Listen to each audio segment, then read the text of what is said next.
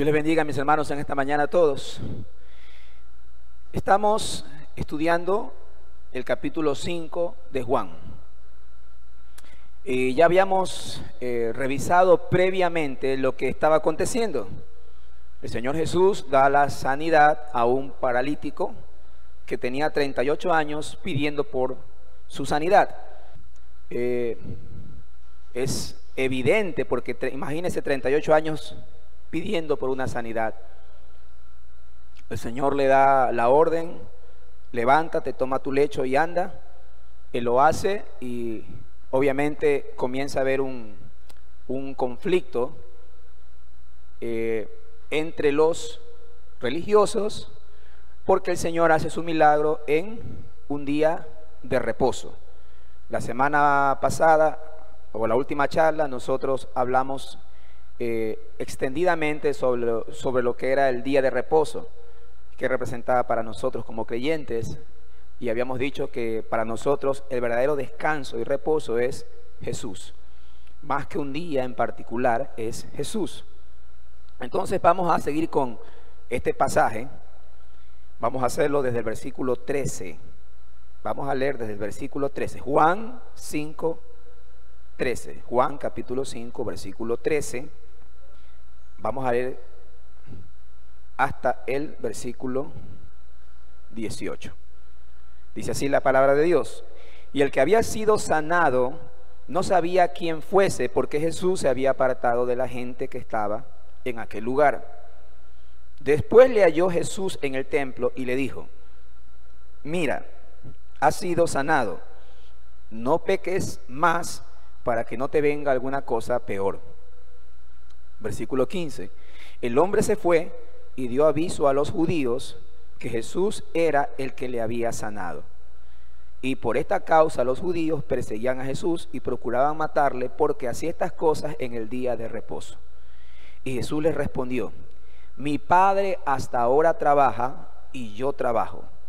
Por esto los judíos aún procuraban matarle, aún más procuraban matarle, porque no solo quebrantaba el día de reposo, sino que también decía que Dios era su propio Padre, haciéndose igual a Dios. Amén. Vamos a tratar de abarcar ese estudio de pasajes, de versículos.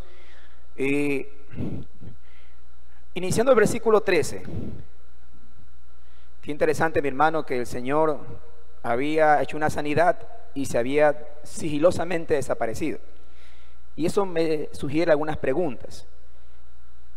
¿Será que cuando Cristo da la sanidad del cuerpo a alguien, tal vez su alma no es tan importante?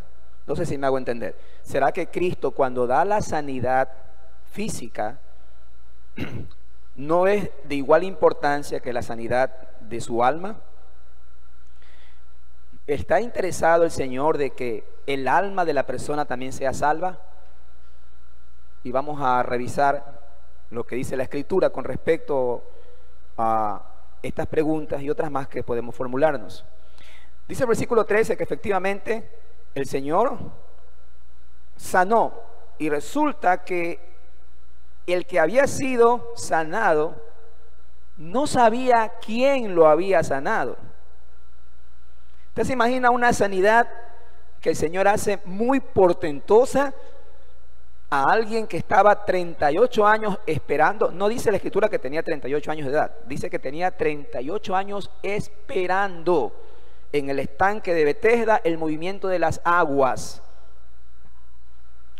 Y resulta que es sanado, y este individuo ni siquiera sabe quién lo sanó. Dice la palabra que se había apartado de la gente que estaba en aquel lugar. Me da a entender que el Señor hace su sanidad y de una manera muy sigilosa se fue. Es interesante en el relato que Jesús sanó y desapareció antes que el hombre pudiera descubrir quién era su sanador. ¿Significa esto que Jesús estaba simplemente haciendo un milagro al azar y dejar al hombre en ignorancia con relación a quién le había dado la sanidad? ¿Significa acaso que el Señor hizo su sanidad y se desapareció? Ni siquiera se tomó la molestia de sacar de la ignorancia a este hombre que había sido sanado. Jesús se alejó del hombre porque efectivamente allí había una multitud. La Escritura dice que en el estanque de Betesda había muchos enfermos, ciegos, cojos, paralíticos. Póngale la categoría que usted quiera. Y eso, si no tomamos en cuenta también, no pasamos por alto que junto con ellos también posiblemente puedan haber estado sus familiares, más de algunos. Pero había mucha gente en aquel lugar, había una multitud. Y Jesús, como dice otra versión, sigilosamente se aparta de la multitud que estaba en aquel lugar. Un lugar lleno de personas enfermas, sin lugar a duda, muchos que cuidaban a los enfermos. Ahora póngase a pensar en esto. Si Jesús hubiera quedado después de sanar a este hombre, ¿qué hubiera pasado con toda esa gente? Póngase a pensar, si Jesús realizaba su sanidad y se quedaba allí, saliendo del anonimato, ¿qué hubiera pasado con todo ese montón de gente que estaba ahí buscando también una sanación? Lo más probable es que se hubiera hecho un tumulto alrededor del Señor. ¿Y saben qué? Este no es el propósito fundamental de Jesús. No sé si se recuerda cuando estaba en Capernaum y resultaba que los enfermos se los ponían a Jesús. Si la puerta estaba cerrada y la ventana estaba cerrada, ¿a dónde? Un hueco en el techo, y le bajaban a los enfermos ahí. Y él sanaba hasta, incluso se quedaba hasta largas horas de la noche, cansado, fatigado. Resulta que acá no es el mismo contexto geográfico que de Capernaum. Acá él entra y nadie lo reconoce como un personaje que pueda atraer fama. Él entra, se dirige al estanque y entre todos los enfermos, en su omnisciencia, en su sabiduría, toda sabiduría como Dios, él encuentra a un hombre muy representativo, porque posiblemente 38 años implica, mis hermanos, 2 generaciones, como ya lo dijimos en otra ocasión. Yo conocí al hombre de Betesda y mi hijo también lo conocía, y posiblemente el hijo de mi hijo. Son 38 años de espera. Entonces, ¿pero por qué decimos que ese no es el propósito fundamental de Cristo? Si este fuera el único propósito fundamental de Jesús, la sanidad, entonces hubiera hecho, ¿sabe qué, mis hermanos? Como muchos predicadores de hoy en día, en una campaña de milagros donde los ojos de todos están en las sanidades más sorprendentes, más relevantes y más impactantes. ¿Usted se da cuenta cómo el maestro opera y cómo nosotros ahora vemos que se dan situaciones parecidas, pero obviamente con un enfoque espectacular, incluso promovidos por muchos medios de comunicación, cuando viene un predicador para dar sanidades? ¿Por qué vas a hacer algo en lo oculto? Manifiéstalo. Y para conocer algo de lo que la Escritura nos dice al respecto, observemos este pasaje de Juan 6:25. Me pego un brinco a Juan capítulo 6:25. Dice así la Escritura: y hallándole al otro lado del mar, le dijeron: Rabí, ¿cuándo llegaste aquí? Respondió Jesús y les dijo: de cierto os digo que me buscáis, no porque habéis visto las señales, sino porque comisteis pan y os saciasteis. Y el Señor les dice: trabajad no por la comida que perece, sino por la comida que a vida eterna permanece, la cual el Hijo del Hombre os dará, porque a este señaló Dios el Padre. Definitivamente la gente iba a estar atrás ¿de dónde? De los milagros. Iba a estar ¿a dónde? De los panes, de los peces, ahí iba a estar. Y lo buscaban. El Señor se desaparecía en una noche y ya estaba todo el mundo buscándolo a dónde se fue. Y no pasó eso en Betesda. Él obra una sanidad y sigilosamente desaparece. El propósito fundamental de Jesús definitivamente no puede remitirse solamente a la sanidad física, sino también ¿a dónde? A la sanidad del corazón. Cuando Jesús sanaba, ustedes se dan cuenta que en otros pasajes de la Escritura muchas veces ¿qué dice? ¿Qué dice el Señor cuando sana? No se lo digas a nadie, aquí entre nosotros. Y esa gente, usted sabe, como muchos hermanos, cogían y gritaban a todos los cuatro vientos lo que había acontecido, y lo próximo que veíamos era un montón de gente buscándolo al Señor, y ese no era el propósito fundamental de Él. Cuando Él ya tuvo tanta gente detrás de Él, en Juan 6, como vimos y como citamos hace un ratito, Él ante tanta gente les dice, ¿saben qué? Si quiere alguno ser mi discípulo, coma mi carne y beba mi sangre. Y ahí comienza a darse una situación que mucha gente, no entendemos este lenguaje, y comenzaban a retirarse. Entonces, cuando Jesús sanaba, Él pedía el anonimato antes que ser un personaje de fama. Si podemos realmente entender los propósitos de Dios en este actuar de Cristo, si podemos entenderlo, y de esa manera no seremos engañados fácilmente, porque Dios nos da sabiduría para discernir el error. Así que, hermano, cuando usted vea esas campañas multitudinarias donde mucha gente va detrás de los milagros, esté más seguro, mi hermano, que posiblemente no sea conforme la voluntad de Dios, lo que Él desea para su iglesia, porque Él no actúa así. Él no actuó así, no fue el propósito solamente dar sanidades físicas. Incluso hay un pasaje que en Juan 7 también, su misma familia le da una buena recomendación.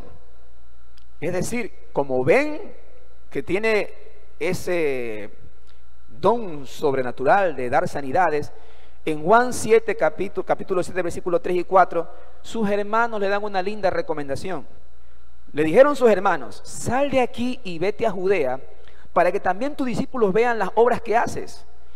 Porque ninguno que procura darse a conocer hace algo en secreto. Si estas cosas haces, manifiéstate al mundo. ¿Qué le parece esa recomendación? ¿La hacemos o no la hacemos? Hermano, pues si Dios te ha dado esa, ¿cómo puedes hacer las cosas en secreto? Anda, muéstrate al mundo. Y ahora tenemos medios de publicidad masiva, tenemos muchas cosas para que alguien se dé cuenta del poder sobrenatural que tiene.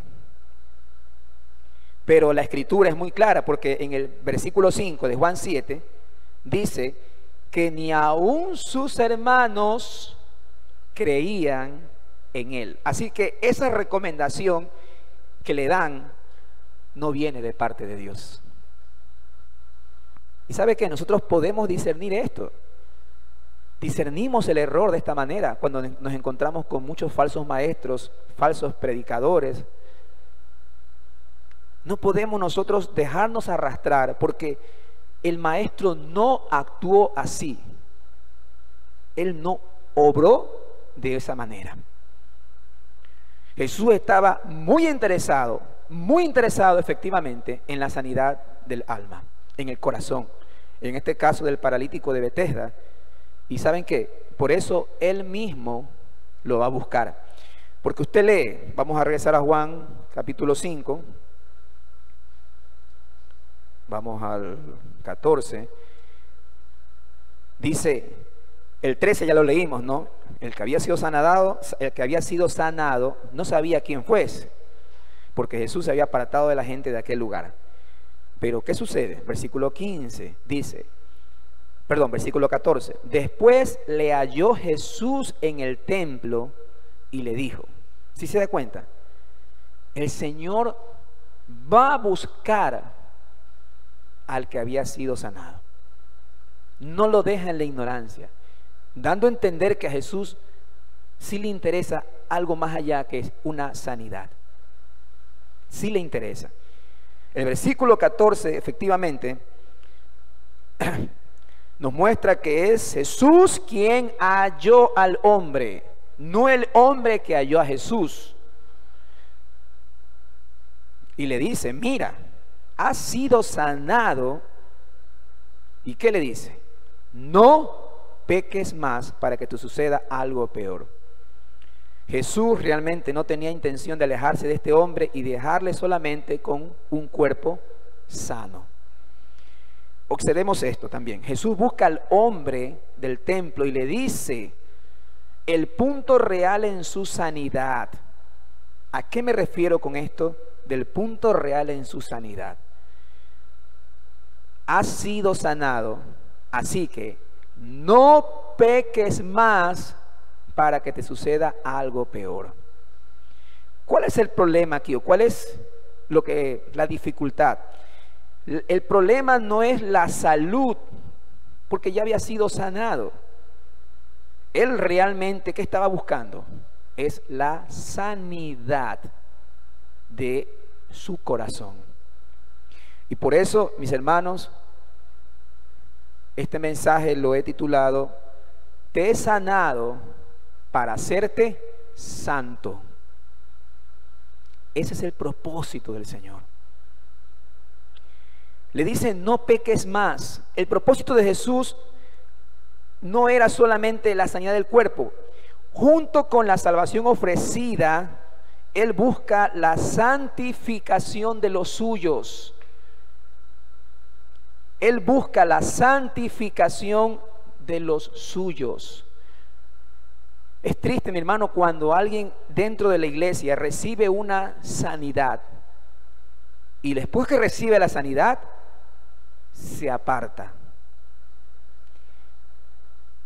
Y la Escritura muestra muy claramente, tercera carta de Juan, capítulo 1, versículo 2, dice el apóstol Juan, amado, yo deseo que tú seas prosperado en todas las cosas y tengas salud, así como prospera tu alma. Más importante es la prosperidad del alma. Lo físico y lo material deben ser mantenidos sujetos a intereses espirituales. Pero cuando lo material domina lo espiritual, los resultados son desastrosos. Cuando lo material domina lo espiritual, los resultados son desastrosos. Otra cita más, y ustedes la conocen, Mateo 6:33. Más buscad primeramente el reino de Dios y su justicia, y las demás cosas serán añadidas. Y ya habla de cosas básicas para nosotros, pero el énfasis que el Señor quiere de los suyos, ¿cuál es? Buscad primero su reino y su justicia. Que pongamos primero lo que debe ser primero y estar conscientes de cuáles son las prioridades. Hay un caso también en Lucas, usted lo recuerda, la sanidad de los 10 leprosos. Qué extraño, mi hermano, qué marcado esto, ¿no? La diferencia que hay. 10 leprosos que saben que Jesús está en aquel lugar. Y el Señor les dice a ellos, les da la sanidad. Vamos a leer mejor capítulo 17 del Evangelio de Lucas. Lucas 17.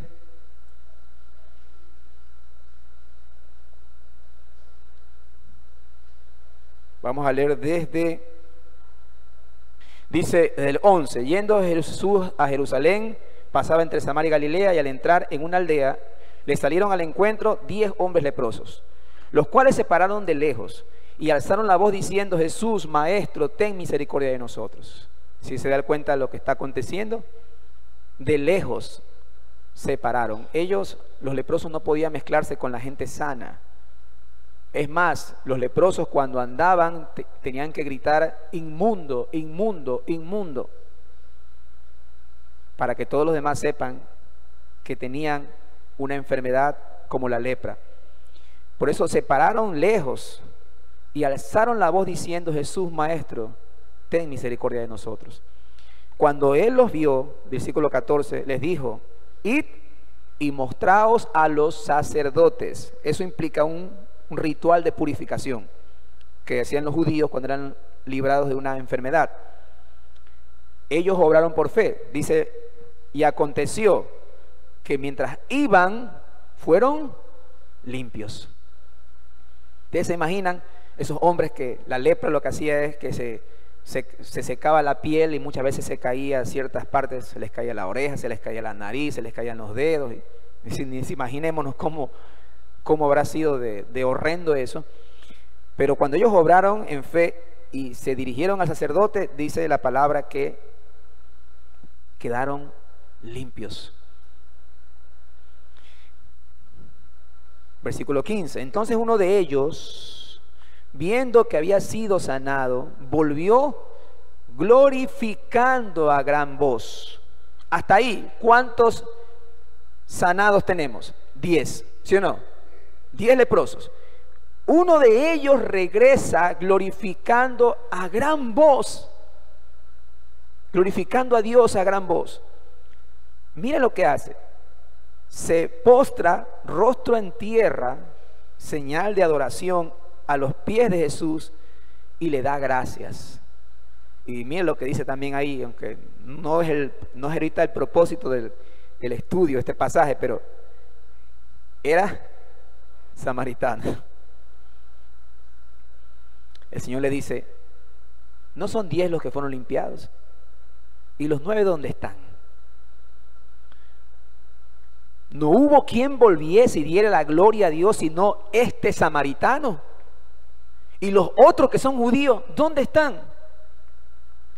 Y le dijo: levántate, vete, tu fe te ha salvado. ¿Cuántos recibieron la sanidad física? 10. ¿Cuántos recibieron la sanidad del corazón? 1. Aunque no era el propósito principal del Señor la sanidad física, mi hermano, muchos que recibieron sanidades físicas no fueron sanados del corazón.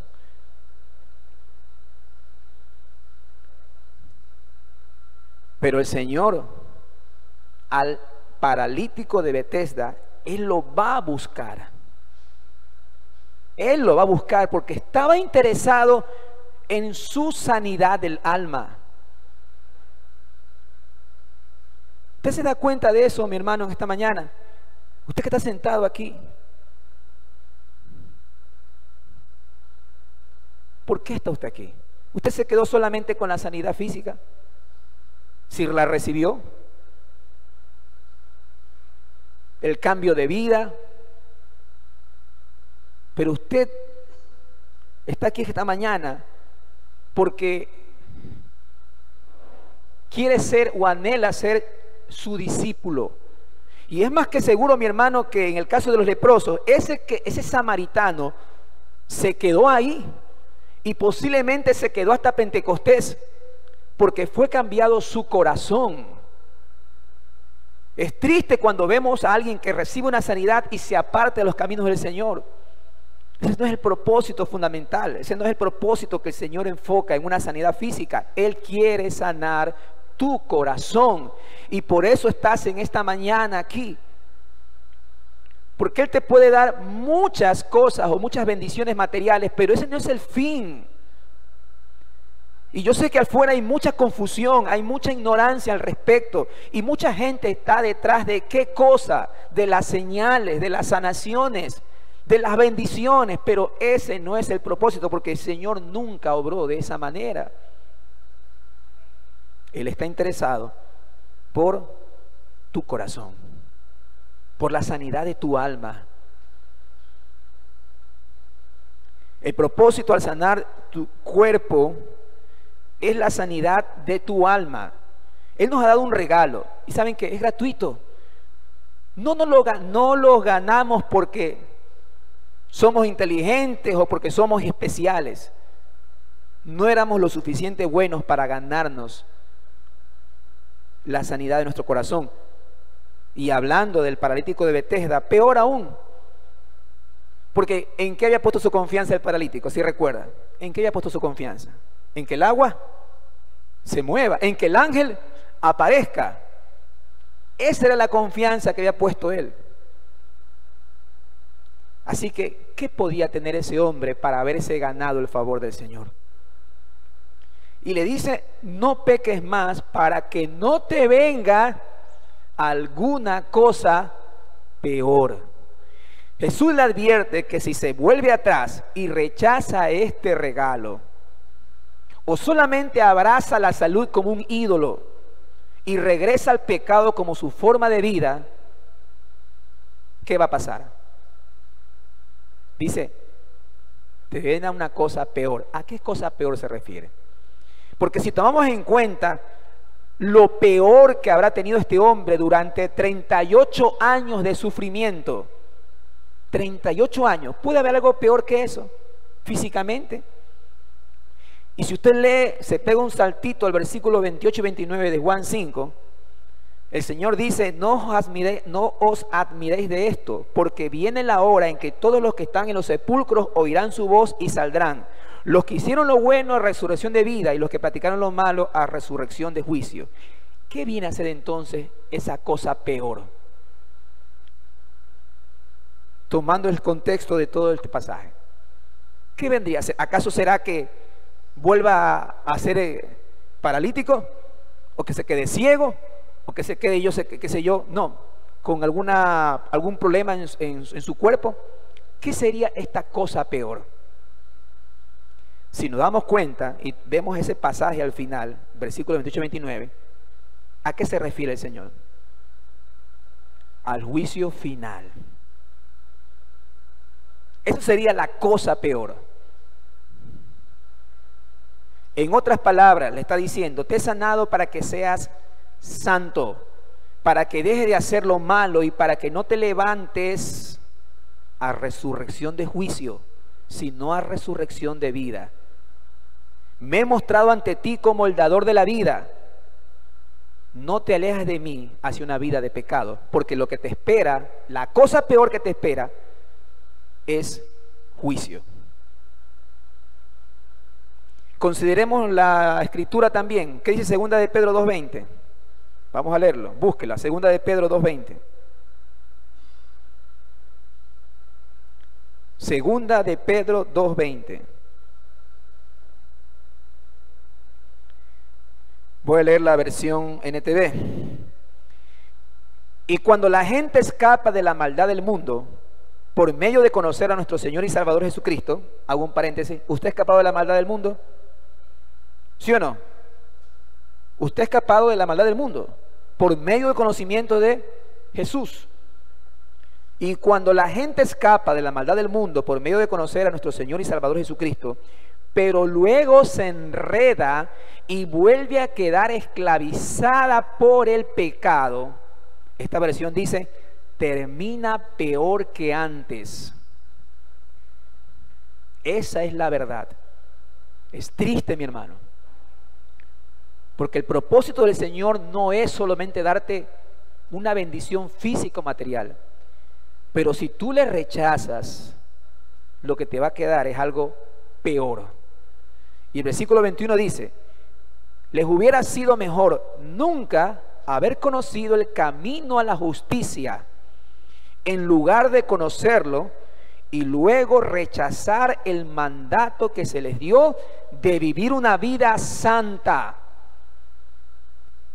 Ahora que conoces a Cristo Jesús, ¿aún piensas en darte la vuelta?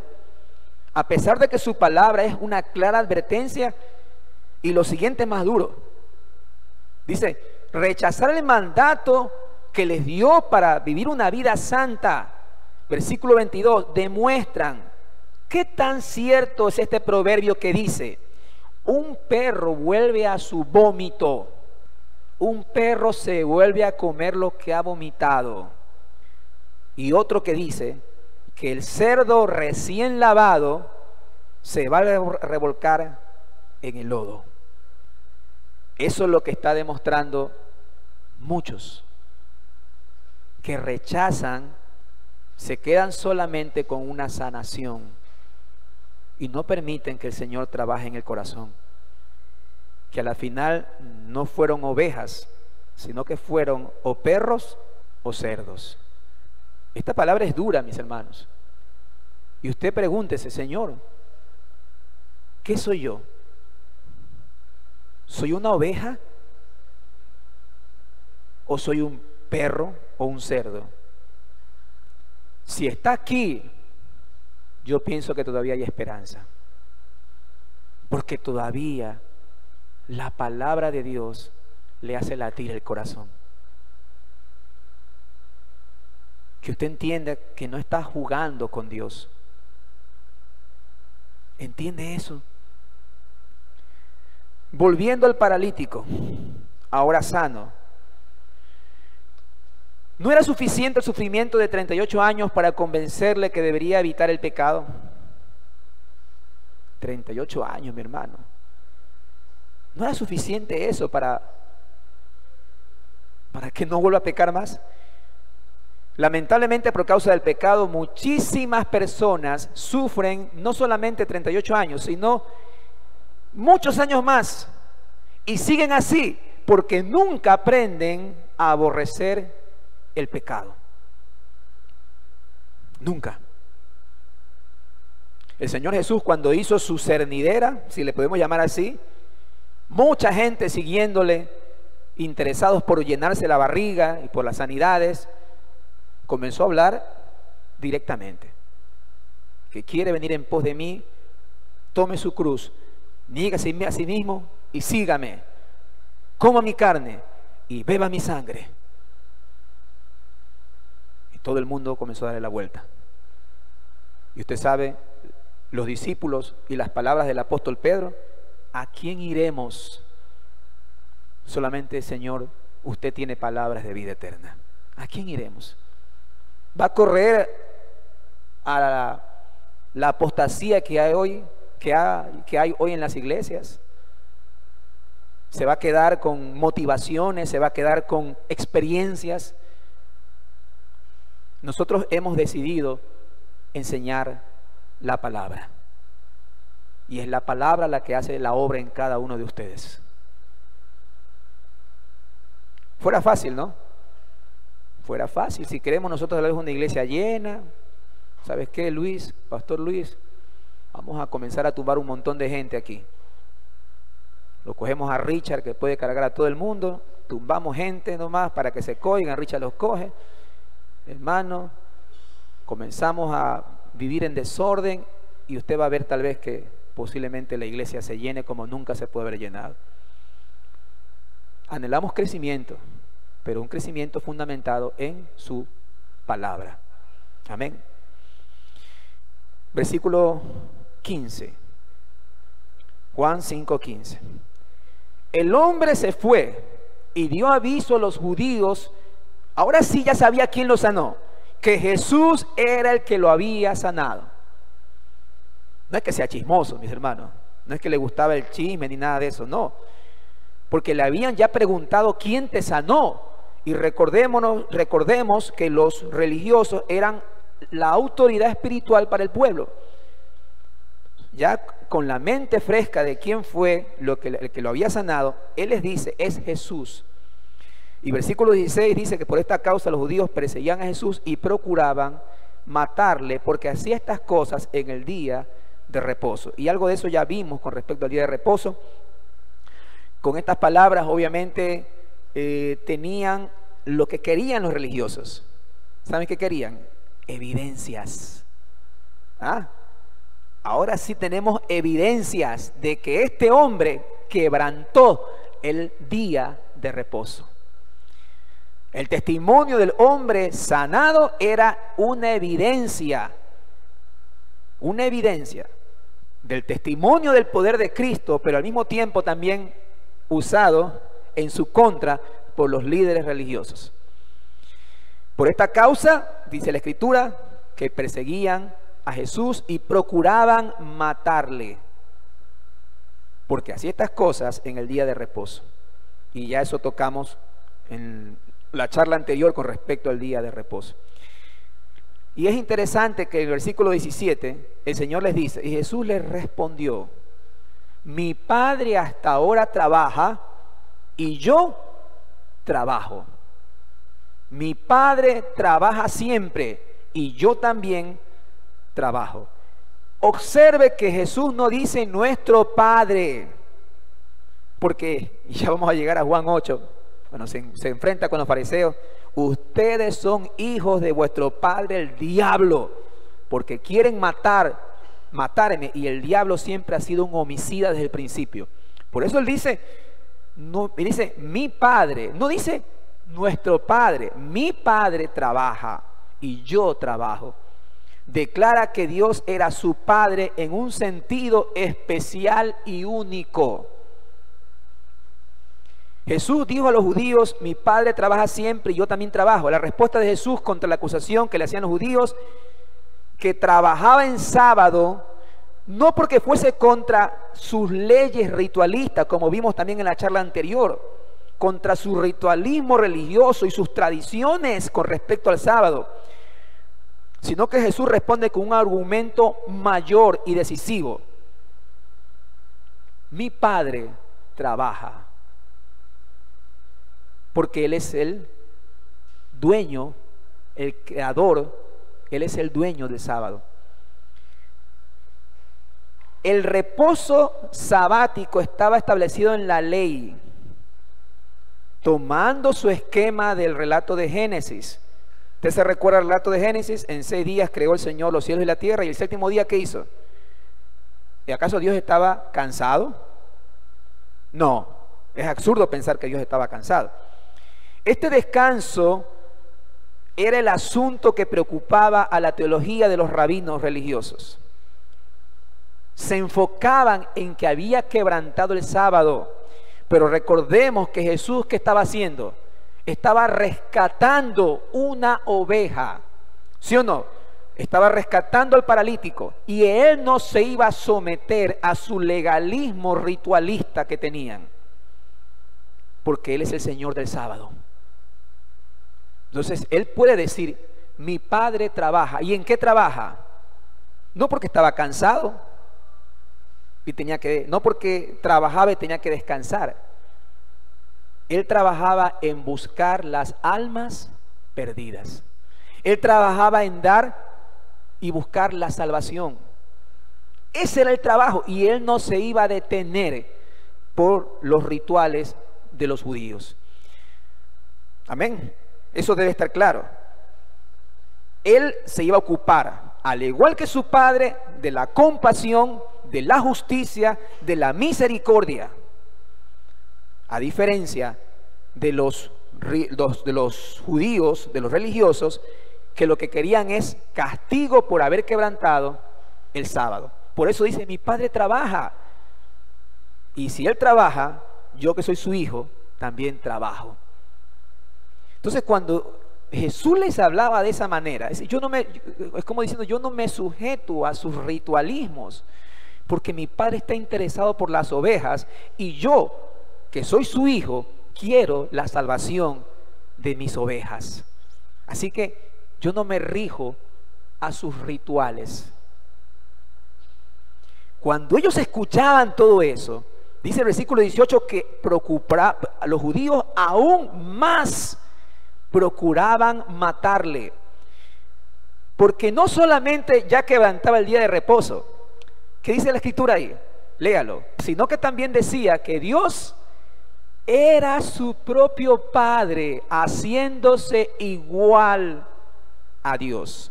Y yo quiero que usted entienda esto. Señor, ayúdanos a entender esto, Padre. Cuando el judío, el religioso fariseo, lo escuchaba hablar a Cristo de esa manera, en su mente ellos entendían que Jesús se estaba haciendo igual a Dios. Ellos ya lo habían entendido. Por eso que para ellos era algo tremendo escucharlo diciéndole que mi Padre Él se hacía igual a Dios. En esencia, el judío entendía eso. Usted se da cuenta ahora con tanta charlatanería que hay, tanta falsa enseñanza, que muchas veces dicen que Jesús no es hijo de Dios, cuando el fariseo entendía que Jesús se hacía igual a Dios. Y la gente está dándole vueltas al asunto, esas falsas enseñanzas, como falsas religiones como los testigos de Jehová, donde Jesús es una creación, cuando la Biblia misma nos enseña que los fariseos del tiempo de Jesús ya entendían lo que él estaba diciendo y por eso procuraban aún matarle más. Es decir, no solo quebrantaba el sábado, sino que ahora ¿qué pasaba? Se hacía igual al Padre, en esencia. Y eso es algo que ellos no podían tolerar. Observe con cuidado esta verdad. Al decir Jesús que Dios era su propio Padre, daba a entender que hijo de Dios significa igual a Dios. Y escuche esto, esta posición es confusa para muchas sectas y falsas enseñanzas, donde se asume que Jesús era un ser creado. Pero si observamos el pasaje, vamos a entender la posición incorrecta de los religiosos, pues ellos sí entendían que Jesús se hacía igual al Padre. Y esta declaración es algo digno de muerte para ellos. Hijo de Dios era significado de igual a Dios. Amén. ¿Está claro esa parte? ¿Está claro eso? Voy a terminar con este comentario bíblico. Podemos concluir algo muy simple en esta información. Jesús es el Hijo de Dios y Él llama Dios a su propio Padre. Por lo tanto, el problema está en entender lo que la frase Hijo de Dios significa. Aparentemente en la cultura bíblica significa ser igual con Dios, como lo registró y afirmó el Evangelio de Juan. Pero sectas como los testigos de Jehová una vez más dirán que el término Hijo de Dios significa que Jesús no es Dios. Si esto es así, entonces el término Hijo del Hombre ¿significa que Jesús no es hombre? Claro que no. Si el término Hijo del Hombre significa que Jesús es hombre, entonces el término Hijo de Dios significa que Jesús es Dios. ¿Sí se da cuenta?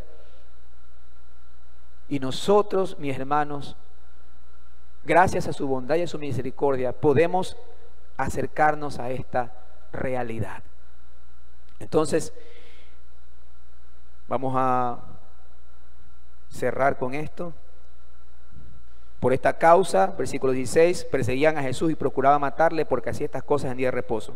Jesús le respondió: mi Padre hasta ahora trabaja y yo trabajo. Por esto los judíos aún procuraban matarle, porque no solo quebrantaba el día de reposo, sino que también hacía que Dios era su propio Padre, haciéndose igual a Dios. Se cierra, mi hermano, con una claridad en cuanto a la naturaleza de Jesús, igual a Dios. Lo próximo que vamos a ver es un diálogo que se da entre los fariseos y la autoridad del Hijo, que es lo que he estado esperando llegar. No voy a tocarlo ahora porque aquí vamos a ver un diálogo donde Jesús les habla directamente. Ya conocía los corazones de ellos, así que les habla directamente y obviamente no esperaba que ellos regresen arrepentidos, porque ya en su corazón procuraban matarle. Amén, mis hermanos. Yo quiero que usted considere esto, mi hermano. Si Dios le ha permitido disfrutar de bendiciones materiales o sanidades de su cuerpo, no se quede con eso, porque eso no es el propósito del Señor. El Señor quiere sanar su corazón. El Señor quiere sanar su corazón. Dios anhela que usted tenga una relación íntima con Cristo y pueda conocer al Dios que está preocupado por lo que hay en su corazón y que quiere sanar su corazón. La advertencia: no peques más. para que no te venga alguna cosa peor. Así que vamos a darle gracias al Señor, mi hermano, porque si estamos aquí es porque somos sus ovejas y aún todavía hay esperanza para nosotros. No rechace lo que Dios quiere ofrecerle. Por favor, no lo haga. No lo haga. Nuestra vida cristiana es una perseverancia hasta el final. Es una perseverancia. No se distraiga con las cosas del mundo con facilidad. Y tal vez entre paréntesis podemos decir algo como: muchas veces las personas se excusan por muchas cosas. Por muchas cosas se pueden excusar. Pero cuando usted quiere servirle en adoración a Jesús, mi hermano, no hay nada más fuerte que eso. El hecho de acercarse, postrarse a los pies de Cristo, rendir su corazón, buscar su rostro, su presencia, eso es de prioridad para la vida del creyente. No lo ponga por igual con los afanes de esta vida. Si tiene que trabajar, si tiene que estudiar, por favor, busque lo que es de prioridad, porque se quedará solamente como los leprosos. Recibieron la bendición material y se fueron. Y el Señor nos da una cachetada con esto del samaritano. Uno regresa. ¿Y sabe qué?